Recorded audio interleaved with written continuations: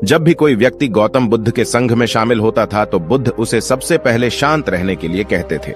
ध्यान की अवस्था में जाने से पहले उस भिक्षु को शांत रहना सिखाया जाता था। आज के दौर में हर तरफ सौरी शोर है। इसकी वजह से दिमाग में तनाव पैदा होना लाजमी है। ऐसे में अगर आप हर रोज कुछ देर मौन रहने का अभ्यास करते हैं तो इससे आपके तनाव पैदा होने वाले हार्मोन के लेवल में कमी आती है। इससे आपका दिमाग शांत होता है, गुस्सा नियंत्रित रहता है और तनाव बढ़ाने वाले हार्मोन्स का लेवल घटता है। आज के इस वीडियो में हम जानेंगे कि किन मौकों पर हमें शांत रहना है और किन मौकों पर हमें बोलना है और शांत रहने से हमारे अंदर क्या बदलाव आ सकता है। दोस्तों, संध्या काल का समय था। गुरु अपने सभी शिष्यों को बुलाते हैं और कहते हैं, कल सुबह सब लोग नदी में स्नान करने के बाद तुरंत हमारी कुटिया के सामने उपस्थित हो जाना। सभी इसी से हैरान रह जाते हैं कि हम लोगों ने कुछ गलती की है क्या, लेकिन गुस्से से यह कहते हैं कि हो सकता है कि गुरुजी कल सुबह कुछ अच्छी बात बताने वाले हैं। सब लोग रात को सही समय पर सो जाते हैं और सुबह उठकर सभी लोग नदी में स्नान करने के बाद वापस गुरुजी के सामने उपस्थित हो जाते हैं। गुरु कहते हैं, आज हम तुम सबको चुप रहने के फायदे के बारे में बताऊंगा। गुरु कहते हैं, 10 मौके जहां पर चुप रहने से होता है लाभ और बोलने से नुकसान। गुरु कहते हैं, अगर आप इन 10 मौकों पर शांत हो गए यानी मौन हो गए तो आप जो चाहेंगे वही मिल जाएगा। आपकी जिंदगी में चमत्कारिक बदलाव शुरू हो जाएंगे। जरूरत से ज्यादा बोलना या चुप रहना दोनों ही अच्छी बात नहीं है। जैसे जरूरत से ज्यादा बारिश हो जाना या फिर धूप दोनों ही दिक्कत देती है, उसी तरह अनावश्यक बोलने से भी काफी नुकसान होता है। गुरु कहते हैं कि पहला ऐसा मौका जहां पर व्यक्ति को चुप रहना चाहिए, बिना तथ्य के ना बोले। गुरु ने कहा, अगर आपके पास कोई तथ्य नहीं है तो वहां चुप रहने में ही भलाई है। चुप बैठने से दिमाग में नई कोशिकाओं का निर्माण होता है और इससे ज्ञान की वृद्धि होती है। बोलने में भलाई वहीं है जहां आपको किसी चीज के बारे में पूरा ज्ञान हो। अगर आप बिना तथ्य के कहीं बोलते हैं या फिर बेवजह बोलते हैं तो आपका वहां मजाक भी बन सकता है। अगर आपके पास पर्याप्त जानकारी नहीं है, ऐसी जगह पर बोलने से आपका मजाक तो बनी रहेगी, साथ ही साथ लोगों का भरोसा भी आपसे उठने लगेगा। इसलिए ऐसी जगह पर शांत रहो जहां तुम्हें पता ना हो कि क्या बोलना है क्या नहीं। कई बार कुछ लोग ऐसे होते हैं जो हर जगह अपनी उपस्थिति बताने लगते हैं। उन्हें पता नहीं होता है कि हमें क्या बोलना है, लेकिन फिर भी बोलते जाते हैं और फिर बाद में दूसरे लोग उनके जाने के बाद उनका मजाक उड़ाते हैं। जब तक आपको उस तथ्य के बारे में अच्छा ज्ञान नहीं है, उसके बारे में पता नहीं है, तो वहां चुप रहना ही ज्यादा समझदारी है। गुरु ने कहा, दूसरा ऐसा मौका जहां पर व्यक्ति को चुप रहना चाहिए। शब्दों से न पहुंचे ठेस। अगर आपके शब्द किसी को मानसिक ठेस पहुंचा रहे हैं तो वहां चुप हो जाना चाहिए। कमजोर व्यक्ति के बारे में कुछ भी बोलकर आप महान नहीं बन सकते हैं। महान आप किसी कमजोर का साथ देने में बनेंगे। कई बार होता है कुछ लोग अपने से छोटे व्यक्ति को भला बुरा कहते रहते हैं। सामने वाला इंसान तो कद से आपसे छोटा है, वह आपको कुछ नहीं बोलेगा, लेकिन आप उसकी नजरों में गिरते चले जाएंगे। हो सकता है कि कल वह भी आपसे पद में बड़ा हो जाए। पद में आपसे जब वह बड़ा हो जाएगा तो आज जो रवैया आपका उसके साथ है, आने वाले समय में वह भी आपके साथ वही करेगा। आप किसी को नीचा दिखाकर बड़ा नहीं बन सकते हैं। बड़ा बनना है तो अपने से छोटे लोगों का इज्जत भी करना सीखें और साथ ही साथ बड़े लोगों का भी सम्मान करना चाहिए। लोगों को लगता है कि अगर वह अकड़कर बोलेंगे और सामने वाले को नीचा गिराने की कोशिश करेंगे तो वह बड़े बन जाएंगे, तो यह उन सब की भूल है। बड़े होने की बजाय आप उनकी नजरों में गिरते चले जाएंगे। गुरु ने आगे कहा, इसलिए शिष्यों, तुम सब जब भी बोलना आदर भाव से बोलना, ताकि तुम्हारी बात लोगों को अच्छी लगे। बोलने में भाई बहन, माता पिता, मित्र इत्यादि संबोधन शब्दों का इस्तेमाल जरूर करना। इससे तुम्हारी मान प्रतिष्ठा तो बढ़ेगी ही, साथ ही साथ लोगों की नजरों में तुम समझदार व्यक्ति बनते जाओगे। गुरु ने आगे कहा, तीसरा मौका जहां पर व्यक्ति को चुप रहने में ही भलाई है। क्रोध या घृणा करने वाले लोग, जब कोई अपना या सगा संबंधी आप पर क्रोध कर रहा हो, आपका अपमान कर रहा हो, तो आपको उस वक्त चुप रहना चाहिए ताकि सामने वाले का गुब्बारा पूरी तरह से फट जाए। आप यदि सही हैं तो उसे कतई माफीनामा गए और चुप रहकर ही सही समय का इंतजार करें। वह खुद आपसे माफी मांग लेगा जब उसे अपनी गलती का एहसास हो जाएगा। गुरु आगे कहते हैं कि अगर आपका कोई सगा संबंधी आप पर क्रोध कर रहा हो और आप उस समय शांत हैं, तो यह आदर सम्मान देने की निशानी होती है। इससे न कोई छोटा होता है और न ही बड़ा। अगर आपको क्रोध आ रहा है तो आप या तो वहां से किसी का अनादर किए बिना चले जाएं या फिर चुप रहें। क्रोध करने से आपके रिश्ते खराब होंगे। क्रोध करने से हमेशा क्रोध करने वाले व्यक्ति का ही बुरा होता है। गुरु आगे कहते हैं कि एक बार की बात है, एक सांप जंगल से भागते हुए किसी राजा के घर में पहुंच गया। लोगों ने छेड़खानी की तो वह बहुत ही गुस्सा हो गया, जिससे घर में जो तलवार पड़ी हुई थी उसी को लपेटकर कसने लगा और धीरे धीरे उसका पूरा शरीर कट गया। यह गुस्सा उसे खा गया। ठीक उसी प्रकार हमारा गुस्सा भी हमारे शरीर को तलवार की भांति काटता रहता है। गुस्सा ध्यान से खत्म होता है प्रतिदिन। अगर आप ध्यान की मुद्रा में बैठे हैं तो आपका गुस्सा आपके नियंत्रण में रहेगा। गुरु आगे कहते हैं कि यह तरीका है कि आप प्रतिदिन ध्यान का अभ्यास करें। इससे आपके शरीर में जो हार्मोन्स गुस्से को बढ़ावा देते हैं वह सब तुम्हारे नियंत्रण में रहेंगे, जिससे शरीर गुस्से पर आसानी तुम्हारा से काबू पा लेगा। लेकिन एक तरीका यह भी है कि जब भी आपको गुस्सा आए तो आप यह समझने का प्रयास करो कि क्या मेरा गुस्सा जायज है या नहीं। हमें वहां पर बोलना चाहिए कि नहीं।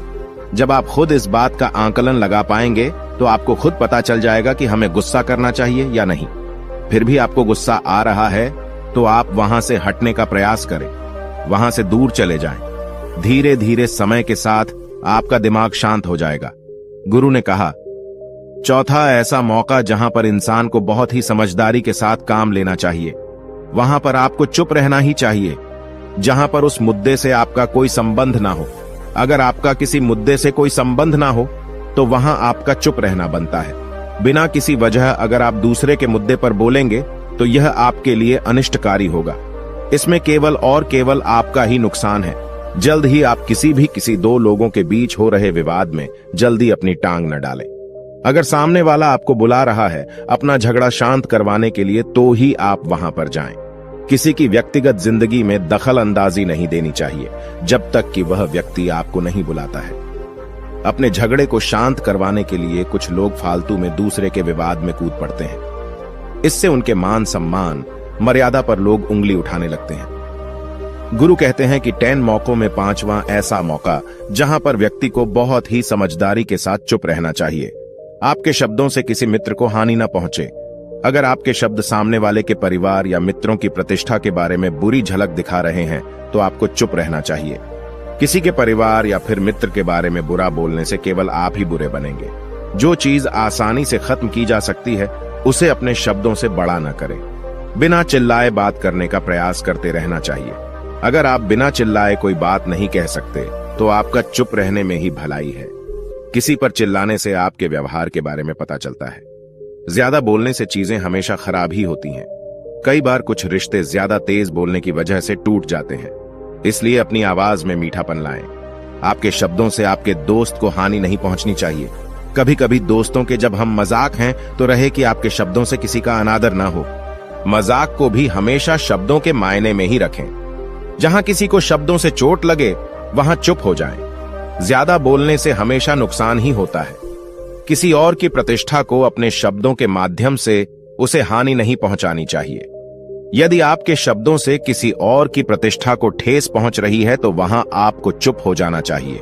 जब कोई व्यक्ति आपके सामने नहीं है तो आप उस व्यक्ति के बारे में बुरे शब्द किसी तीसरे व्यक्ति के सामने न बोलें। गुरु कहते हैं, छठा मौका जहां पर व्यक्ति को चुप रहना चाहिए, जब कोई कर रहा हो किसी की बुराई। जब कोई आदमी आपके सामने किसी तीसरे आदमी की बुराई कर रहा हो तब तुम्हें चुप रहकर बस सुनना चाहिए। अपनी राय व्यक्त नहीं करना चाहिए, क्योंकि जो आज आपके सामने किसी तीसरे की बुराई कर रहा है वह कल किसी और के सामने आपकी बुराई भी कर सकता है।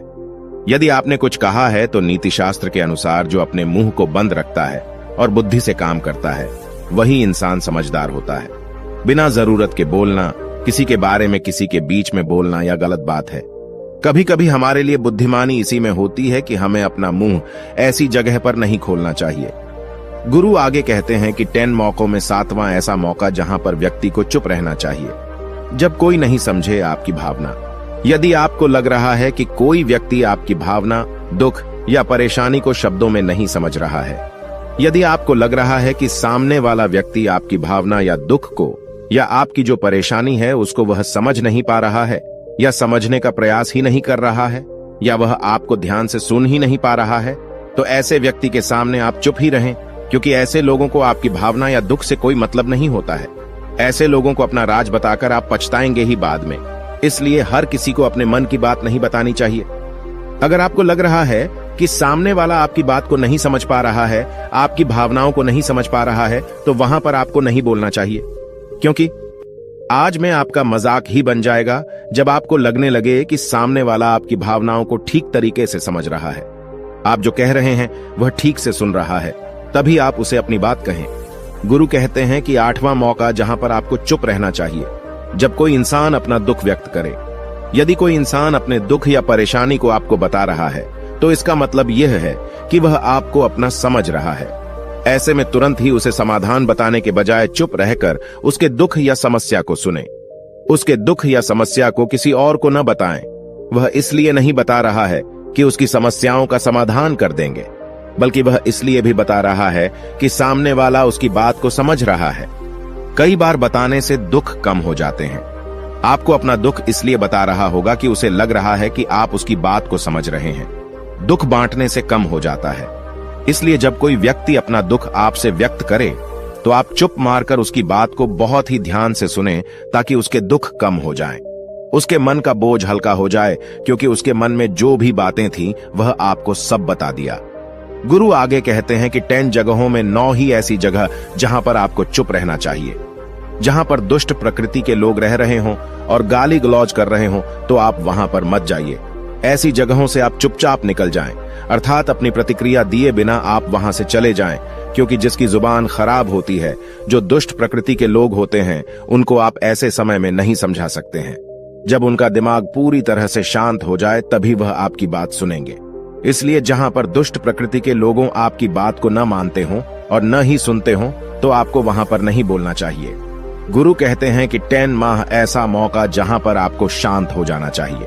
अपनी सफलता का राज हर किसी को न बताएं। कई बार होता है कि कुछ लोग जो सफलता को बहुत ही जल्दी अर्जित कर लेते हैं, वे हर जगह अपनी सफलता का ढिंढोरा पीटने लगते हैं। ऐसे में क्या होता है कि कई लोग आपकी सफलता से खुश नहीं होते हैं। अगर आप अपनी सफलता का जबरदस्ती लोगों में ढिंढोरा पिटवा रहे हैं, तो लोगों की नकारात्मक ऊर्जा आपको प्रभावित कर सकती है। जब आप सफल होंगे तो सबको पता चल जाएगा कि आप सफल हो गए हैं। ढिंढोरा पीटने से नुकसान आपका ही होगा।